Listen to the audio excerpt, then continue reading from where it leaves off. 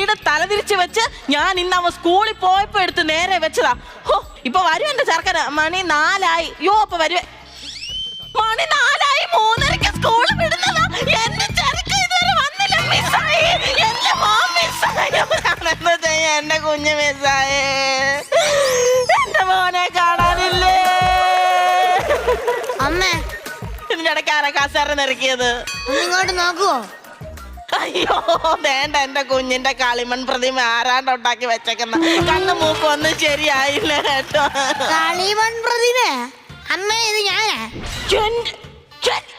എന്തോ കോലമാടാ ഇത്.